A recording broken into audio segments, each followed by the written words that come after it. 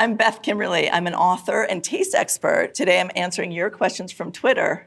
Welcome to Taste Support. First up, All Out of Coffee asks, can someone please explain to me the difference between tart and sour tastes? Here's something for you. They're the same. But in the professional tasting industry, we use the term sour, but we don't just use sour. We use the terms lactic sour, basic sour, or acetic sour. Acetic sour is the type of sour that you're getting from things like vinegar. Lactic sour is the type of sour that you're getting from things like buttermilk or yogurt. And basic sour, that is the sour of citric acid or something citrus on your mouth. This is from Eileen Terrell, and she's asking, could someone please explain to me the science of why blue raspberry is by far the best fruit flavor, even though blue raspberry isn't even real? So in the food industry, a flavor house is where product developers and food scientists go to source flavors. Sometimes they go to a flavor house and say, hey, I want an orange, but I want it to be more of a mandarin orange, and it needs to be cooked, and I'd like it this level of sweet and this level of sour. Sometimes the flavor house has a library of flavors that you can choose from. So blue raspberry might have been one of those wacky flavors that the flavor house developed or came from the mind of a scientist. If you try blue raspberry, I'm not sure about this, but I almost wonder if somebody took raspberry and combined it with grape. All right, so we have a question from Deontay. Does anyone have remedies for bringing taste and smell back to 100% after COVID?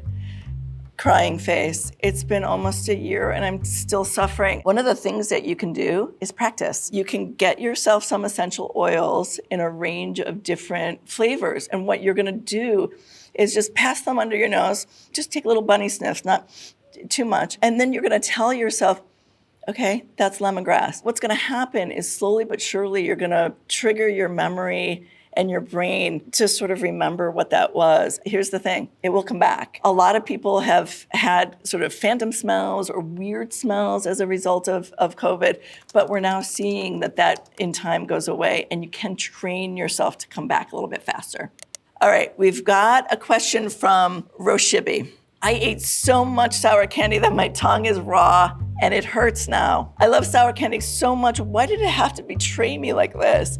I feel your pain, but on the outside of sour candy is something called citric acid. And it's those little crystals when you have something sour that get into your literally papillae, your tongue, right? It can eat away at the roof of your mouth. It can eat away your tongue. So whatever sour candy you're eating, it might be a little extreme. All right, next question. And this is from Super 70 Sports. I don't know what Sharkberry Finn is, but one thing I know, it is definitely not a f***ing flavor. And Super 70 Sports is also including a picture of, oh my gosh, it's like a classic Kool-Aid pack with the pitcher guy riding a shark. At the top, it says Sharkberry Finn. It also says it's pink. Okay, so we're getting some clues here. What flavor would this be? It is not a flavor, but this is a way for food companies to own a flavor because I see Sharkberry Finn TM. And it looks like this was produced, I don't know, in the 80s or something. And so they probably didn't get the memo that shark fin is illegal, number one. Number two, I think you do want to cue your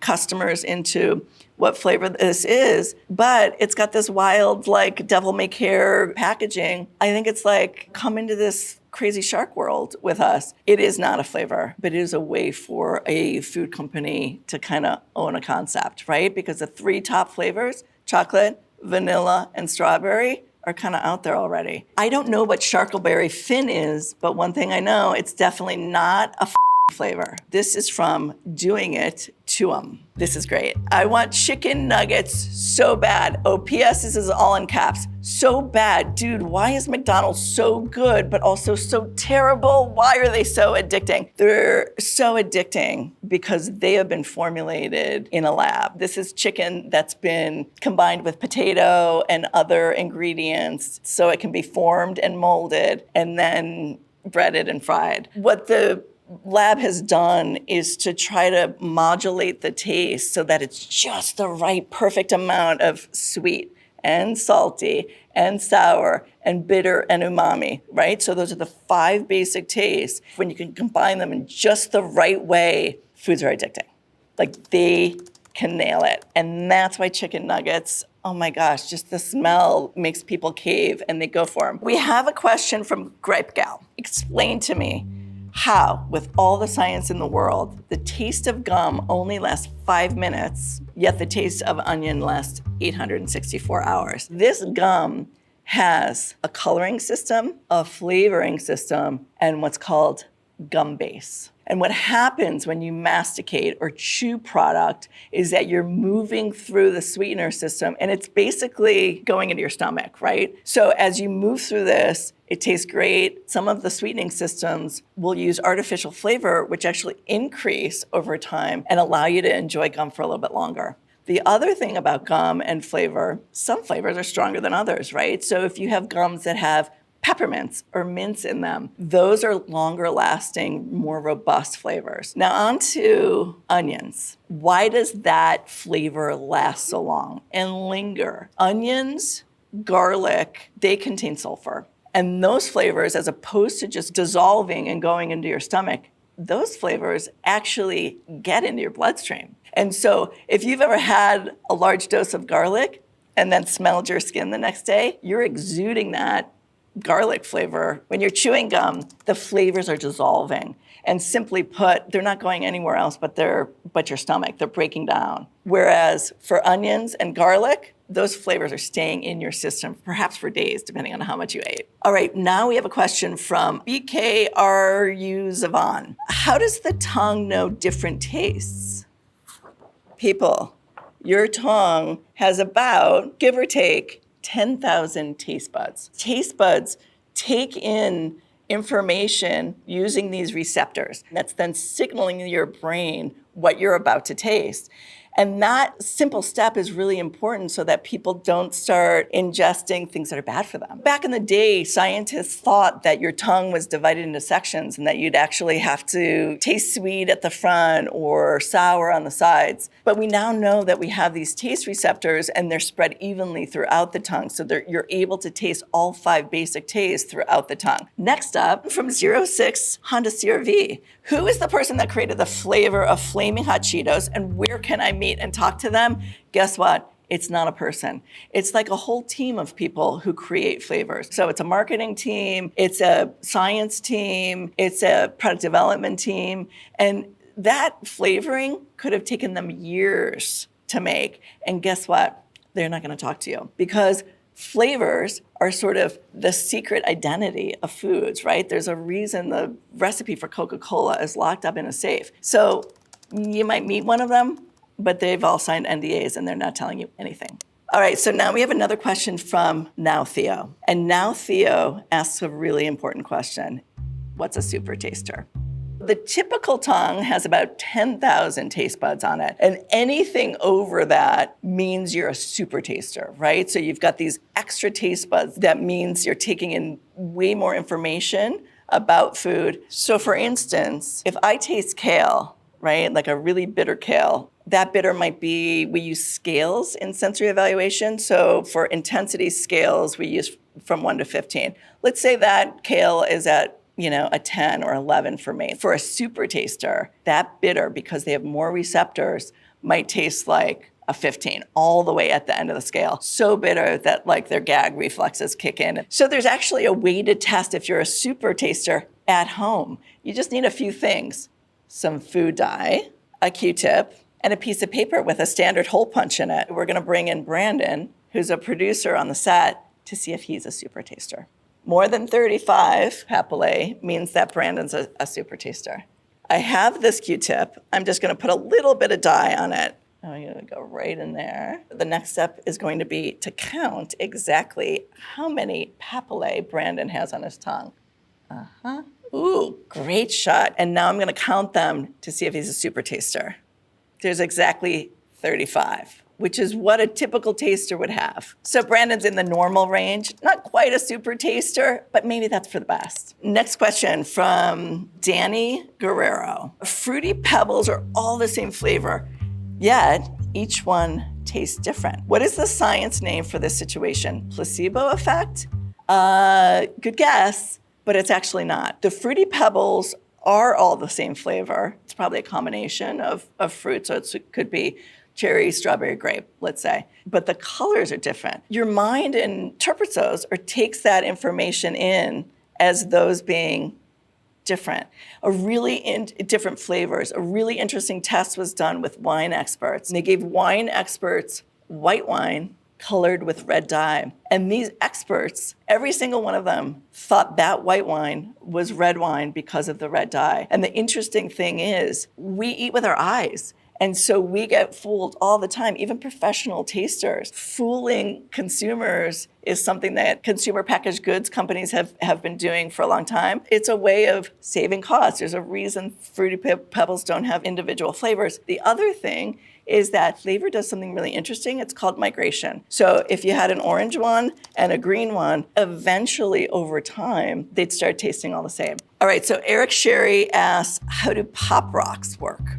There's gas in those little pieces of candy that is activated when moisture hits them. The one thing that makes Pop Rocks really interesting is that it's also textural. You're actually hearing those popping and you're taking in a lot of sensory information with a Pop Rock. So it's not just about the flavor, it's like something's happening. They're really a cool product in that you're really using all your senses when you're experiencing a Pop Rock. And next up, Snot asks, why does Sprite from McDonald's taste different than a Sprite in a bottle? So the Sprite you're getting from McDonald's is flavoring and bubbly water that have come together, likely out of a machine, or a gun. And Sprite that's in a bottle comes from a manufacturing plant and has sort of a different profile. Packaging, whether it's a bottle, a cardboard box, or a film wrapper, oftentimes have flavors associated with them. Where do those, flavors and or aromas come from? They can come from the inks. They can come from the plastics. So one of the sort of misunderstood things is that Sprite that comes out of a gun would taste like Sprite in a bottle. The ingredients in the actual Sprite drink might be the same, but the Sprite bottle could have some flavors that come from the actual packaging. All right, so we have a question from Itsy Girl Sky. Alexa, this is in all caps, how are different flavors of cheese created? That is an interesting question. And I am not a cheesemaker, but I will tell you that cheese starts with milk. They add enzymes that change both the sugars in the cheese and the proteins. And over time, those tastes can go in a lot of different directions depending on the type of milk, the type of enzymes. So cheese is incredibly complex. I mean, I tasted a cheese with a client the other day and it had butter notes, it had citrus notes, it had umami, it had all different notes in it. And it's all dependent on how long you let it store, what type of enzymes, and what type of dairy you use. And this is from Max Attacks. Why do they put colors to taste? Especially when they make pink Starburst taste like strawberries. Effing liars, strawberries aren't pink. Here's why they put colors to taste. Our brain is also taking in visual signals or visual cues from food. So they put colors to taste to give us the cue that something is sweet or has a flavor. If you look at a strawberry Starburst, it's not like red like a strawberry. It's still kind of, it's still pinkish. And the reason is they can't load the amount of red that would be required or would match a strawberry in that candy. That would be a lot of color. There's also a legacy around red food dye. Certain food colorings have been tied to illnesses. Back in the day, they took the red M&M out of the M&M pack because there was legal implications around using red dye. We have a question from Matt Adams, 95. I'm confused. What is the flavor of Coca-Cola? And this is an incredible question because oftentimes we don't really think of all the nuanced flavors in Coca-Cola. So what's in Coca-Cola? Well, it starts with the cola nut, right? That's sort of the base flavor. But then you can have a lot of brown spice. Most of us in the flavor community think there's a little sarsaparilla in there. Sarsaparilla is the base for root beer. And then there's also this, stick with me, fruit flavor. When you know how to taste, you can really take Coca-Cola and analyze it and break out all of the flavors. It's not just sweet, it's not just cola. It's a little spicy, it's a little minty, and it's a little fruity. So if you've ever had a Coke and a Pepsi and tasted them, well, the tastes are different. So the spice levels might be a little bit different, but one thing's for sure, the sweet level is vastly different. Guess which one's sweeter? Pepsi. We have a question from I'm the Critic. How does one even explain the feeling/taste of wasabi? It's not really spicy or sour, it just burns your nose. Okay, this is actually a really interesting one because the flavor of wasabi and the spice, when you're a professional taster, you can piece those apart. So the flavor of wasabi, it's in the mustard family, by the way. A lot of people liken to horseradish on steroids, right? Because it's spicier than just a regular horseradish. So a lot of people can explain it by saying it tastes like horseradish with an increased intensity. So if horseradish is at a 5, wasabi might be at a 15, but it also has the taste of a root vegetable and is in the mustard family. Finally, we have a question from Arg, I'm a pirate. How do I become a Ben & Jerry's flavor guru? Okay, great question. It sounds like maybe you already have some practice in becoming one. A lot of people come in to the world of flavor with a science background, so that's an option. You can go in that direction. Or you can get yourself a bunch of pints, take it slow, do what we call meditative eating, and do a taste test. Right? Start really tasting what's in there. And if you can start mapping the taste in Ben & Jerry's, I don't know, maybe you can get hired as a guru. A lot of food companies need consumer tasters. So you can sign up for a consumer taste test with Ben & Jerry's or an ice cream company to be a taster. Check that out. Okay, that's it. We're done with all the questions. I really hope you guys learned something and had some fun. And until next time.